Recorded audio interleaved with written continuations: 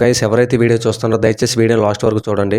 నాకు BB10లో జరిగిన అన్యాయం ఏంటో మీ అందరికీ చెప్తాను.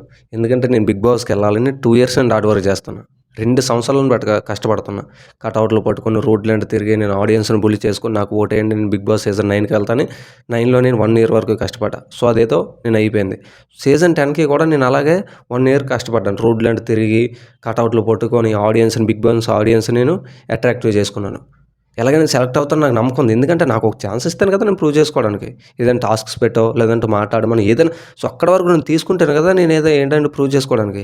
సో అలాంటిది ఏమీ లేకుండా సింపుల్గా మీరు గ్రూప్ డిస్కషన్లోనే మీరు నన్ను బయటికి పంపించేస్తే మరి నేను జడ్జిల ముందుకెళ్ళి నా టాలెంట్ని ఎలా ప్రూవ్ చేసుకోవాలి? సో మాట్లాడేస్తే కాదు అక్కడ. సో మాట్లాడగలగాలి. ప్రతి టాస్కుల్లో నువ్వు చేయగలగాలి. దేనికైనా రెడీ అనగలగాలి. అప్పుడే అది బిగ్ బాస్ అంటారు. సో మీరు ఒక టాస్క్ పెట్టలేదు, ఏదీ పెట్టలేదు.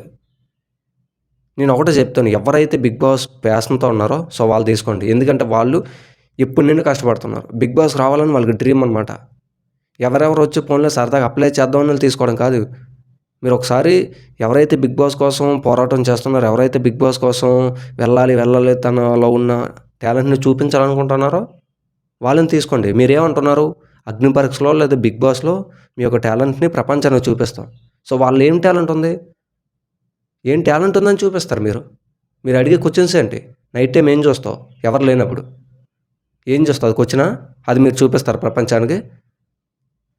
టాలెంట్ చూపించండి, ఓకేనా? చెత్త టాలెంట్ కాదు. సో ఎవరైతే టాలెంట్ ఉందో, ఎవరైతే బిగ్ బాస్కి సూటబుల్ వాళ్ళు తీసుకోండి. ఎవరైతే హార్డ్ వర్కర్స్ ఉన్నారో వాళ్ళు తీసుకోండి. ఇన్ని రోజులు కష్టపడిన వాళ్ళు వదిలేసి ఇప్పుడేదో సరదాగా అప్లై చేద్దామని వాళ్ళు తీసుకుంటే మరి 2 సంవత్సరాలు కష్టపడిన వాళ్ళ పరిస్థితి ఏంటి? సో కొంచెమైనా కామన్ సెన్స్ ఆలోచించండి బిగ్ బాస్ టీం.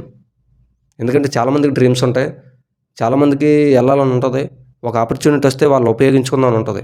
మీరు ఎవరెవరో పెళ్ళి అయిపోయిన వాళ్ళు తీసుకుంటే మరి చాలామంది యంగ్స్టర్స్ ఉన్నారు, వాళ్ళ పరిస్థితి ఏంటి? So give one chance. ఒక ఛాన్స్ ఇస్తే వాళ్ళంటే ప్రూవ్ చేసుకుంటారు. ఎగ్జాంపుల్ నా వరకు మీరు ఒక్క ఛాన్స్ ఇస్తే నేను ప్రూవ్ చేసుకుంటా. మీరు అగ్ని పరీక్ష సెటప్ పెట్టారా? ఆ సెటప్లో నేను ఎక్కడైతే మీకు గోడ ఉందో పైన నేను కింద నుంచి జంప్ చేసి పైకి వెళ్ళి అందుకుంటా. సో అది నా కెపాసిటీ. వాటర్లో ఎంతసేపు ఉండమని ఉంటా. సో 100 మెంబర్స్ 200 మెంబర్స్ 1000 మెంబర్స్ తెచ్చండి, వాళ్ళలో నేను ది బెస్ట్ అనిపిస్తా. పుషప్ చేయమంటారా? 100 చేస్తా. సో దేనికైనా రన్నింగ్ చేయమంటారా? చేస్తా. ఫైట్ చేయమంటారా? చేస్తా.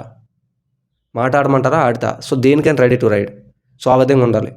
ఏమీ లేకుండా నైట్ టైం నువ్వు ఏం చేస్తావు అంటే ఎవరు లేనప్పుడు అంటే అవే అంటే నువ్వు సెలెక్టెడ్, బిగ్ బాస్కి నువ్వు సెలెక్టెడ్.